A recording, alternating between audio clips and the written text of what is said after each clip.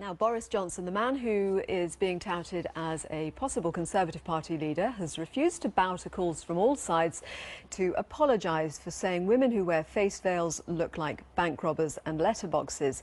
He's been accused by prominent Muslim Conservative Baroness Varsi of using Muslim women as a political football to boost his own popularity. And now fellow peer Lord Sheikh has said he should be kicked out of the Tory party. So what should happen to Boris Johnson? And more widely, does the Conservative Party itself have a problem with Muslims? It all comes after the Muslim Council of Britain recently said incidents of Islamophobia in the Conservative Party are happening at a rate of more than one a week. Well, we can try to answer those questions with the Conservative MP Andrew Bridgen, Shazia Awan Scully, who is a former Conservative parliamentary candidate who says she experienced anti-Muslim bigotry. And also joining us from our studio in Salford is Mohammed Amin, a lifelong Conservative supporter who, as chairman of the Conservative Muslim Forum, encourages other Muslims to join and support the party. Thank you all for joining us. Andrew Bridgen, should Boris Johnson apologise? No, I think we're a liberal democracy. It's an important issue and we should be able to have that debate. And I completely reject these accusations of Islamophobia in the Conservative Party. I myself am the chairman of the all-party parliamentary group for Uzbekistan, a country that's 90% Muslim. Lord Sheikh and Baroness Varsi are both members of my group, and it's interesting that Uzbekistan actually 90% Muslim. They banned face veils and face coverings in 1992. The point here, though, I mean, you say in a liberal democracy we should be able to have a debate. No one's saying there can't be a debate. They're saying just don't use offensive language, which upsets people. Well, he wrote a column for a national newspaper which is there to attract readers. I'm sure that the Daily Telegraph are absolutely delighted with the coverage that they've got for their newspaper, and we're in the silly season and there's no news about. Silly season? But, I mean, does that make it OK to say whatever you like, however offensive people might find it? Well, there's very little you can say in our country nowadays that somebody doesn't find offensive. There's many things that Jeremy Corbyn, other politicians say which I find offensive, but I am willing to fight for their right to be able to say it because we live in a democracy. Do you think there's absolutely nothing wrong with what he said? You don't understand why anyone would find it offensive? It's not language I would have used, but it's language it's conversation that I've heard in company, and I think most people in the country will have heard that. Shazia Awan Scully, how do you respond to... I'd question what company he keeps for a start, but probably fellow Conservatives, so I'm not surprised. I spent nearly a decade in the Conservative Party. I stood for council, I stood for Parliament, and I was the first woman of colour to even address a Welsh Conservative Party conference. When I was a party member, I stood in 2010, the problems were very much the grassroots. Now the real issue we've got is it's coming from the top down. The real problem in the Conservative Party is bigotry, xenophobia, Islamophobia and racism. Look back to 1964, the Smethwick election campaign, where they said, if you want an N-word for a neighbour, vote Labour. 2016, the horrible campaign they ran against Sadiq Khan in this very city, which is so beautifully diverse. It was full of fear, smear and bigotry, and they rehired election strategist Linton Crosby, who's known for stirring up hatred. In one of my selection, sort of parliamentary selection things, I was asked what are my views on the rule of the British Raj? What do I make of the National Black Policemen's Association? Why do you people need it? At many party events, I've been sort of greeted with surprise that my father or my husband or my brother are allowing me to be involved in the political process, and well done, you know, because the assumption is that Muslim women are meek. I mean, I just want to go back, because you said this is coming from the top down. Theresa May has said these comments are not acceptable, and she's calling on him to apologise. Well, Theresa May, as Home Secretary, signed off on the go home or face arrest bans when she was in the Home Office. Now, when I say it's coming from the top down, what I mean is that previously my own experience was issues from the grassroots. At the time, David Cameron was leader of the party and he was tirelessly trying to modernise the Conservative Party. Theresa May and David Cameron later in 2016 oversaw this Zach Goldsmith's campaign, which brought hate into our city. The Conservative Party seem to currently be thriving on this sort of divide and rule notion, which again harps back to British Raj mentality.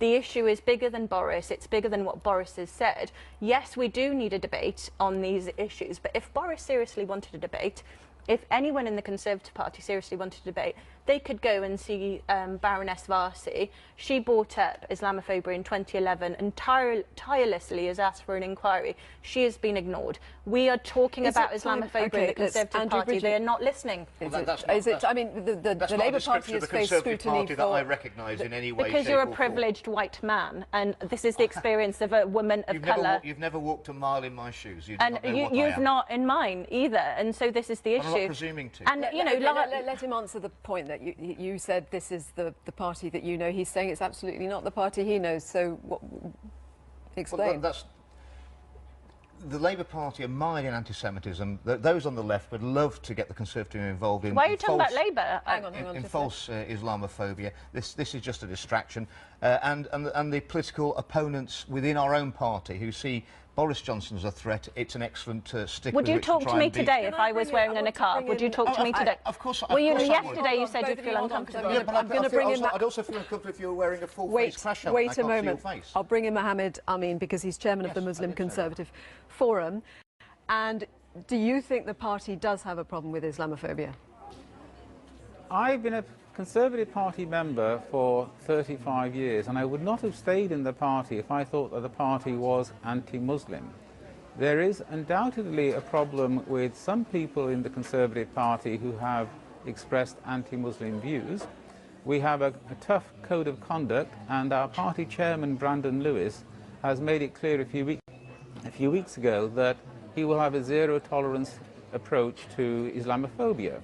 And Boris Johnson has been called upon by both the party chairman and the Prime Minister to apologise for his remarks, which were deliberately chosen to be inflammatory and offensive, which is not the kind of language we expect from a senior politician, somebody who was our Foreign Secretary, somebody who aspires to be party leader. So should he be kicked out of the party?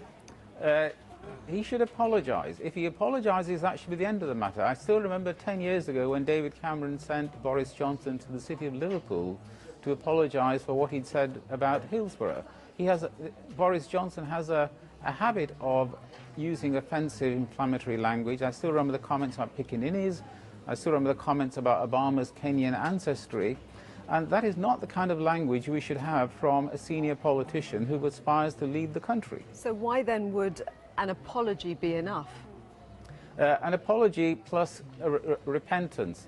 But I mean, he knows what he's doing when he makes those comments.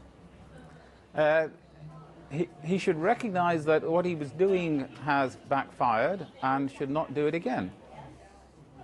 Andrew Bridgen?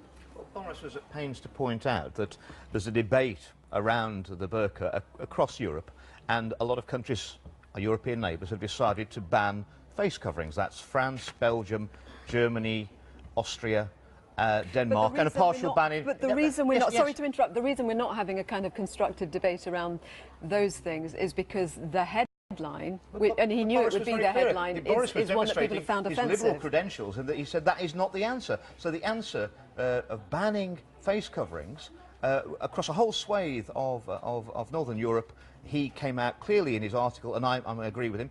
I'm uncomfortable about governments telling anybody what they should wear if it's within the law. I'm completely with Boris, and yet he's completely a couple of lines from that where it was. I wouldn't have used that language, but he was doing it in a humorous way. It's not funny. Well, Xenophobia, Islamophobia isn't funny. Well, you think it's some kind of joke. You think it's silly season. You should be ashamed. If I was a Boris Johnson's constituent, I would campaign in my local area to get him deselected. And he needs to be made an example of, because Conservatives like you come on and defend him. It's a joke. You should be embarrassed. And because I'd be embarrassed to be your constituent. It's pointless being on this. It's absolutely pointless being in this debate. Because we live in a democracy, you're entitled to your opinion and I'm entitled to mine. And you can speak and I can speak. Boris is entitled to his opinion, your viewers are entitled to theirs. That's why, because we live in a liberal democracy, I'm not up for banning face coverings.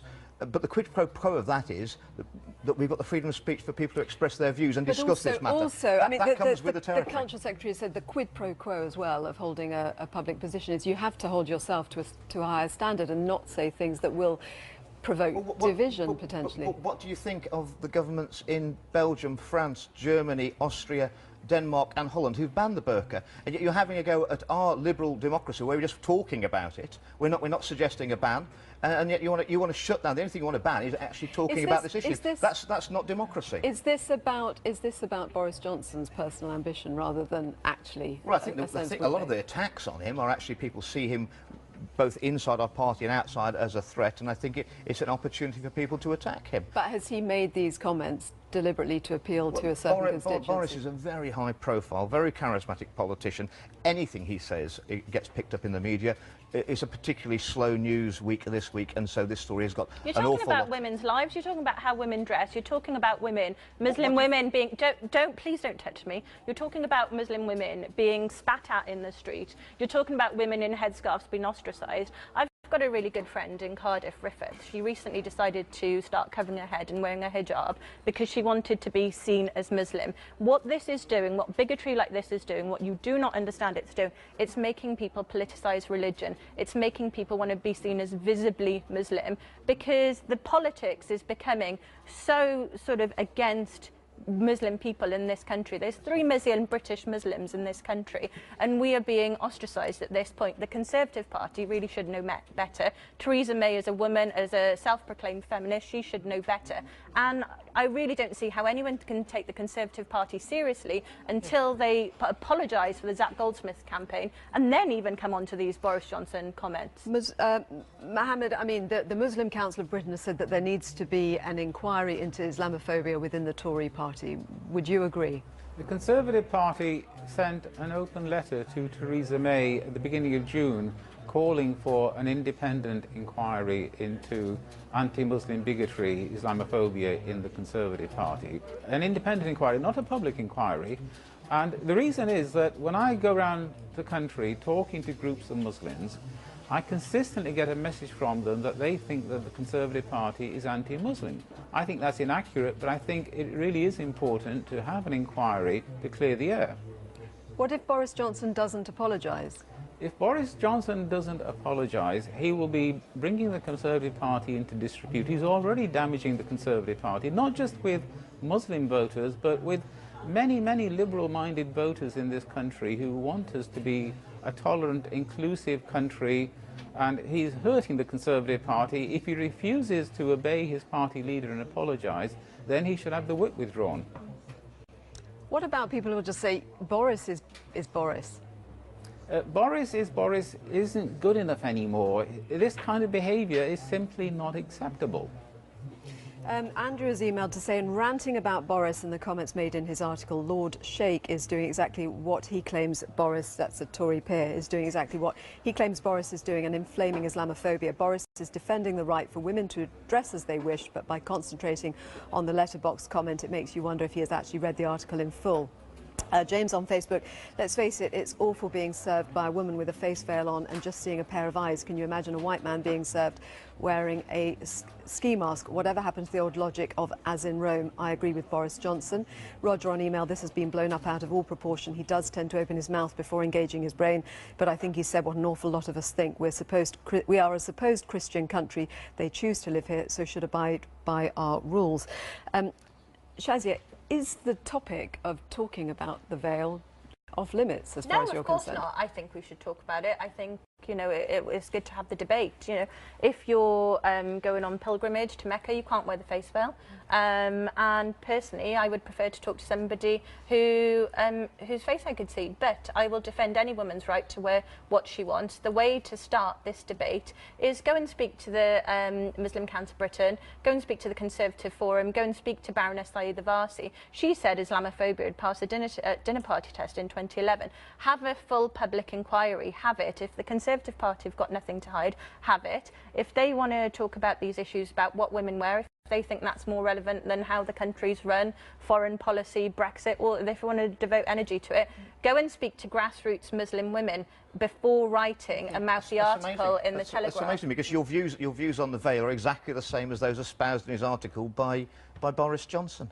And yet you're here attacking him. That's absolutely amazing. We're talking about the language used. For example, calling a woman looking like a bank robber. Saying, look, you've got the Prime Minister in waiting in Pakistan, Imran Khan. His wife wears a full burqa. What would Boris Johnson, heaven forbid he was still Foreign Secretary, do in that position? Would he say, oh, hey, you know, your wife looks like a bank... Secretary no, anymore, but had he been, you know, this would have been an international incident. Would he sort of go internationally and say, look, your wife looks like a bank robber, I can't possibly speak to her? He needs to think of his position before he speaks. The way to have a debate is have it on a positive tone, not using this negative, horrible language about women and what they wear. I want to wrap up with another comment, because we have had loads of comments on this, as you'd expect. Jared in email says, I know that Boris is a bit of a Marmite character, but there's a fundamental curtailing of free speech for religious sensitivities that is getting out of hand.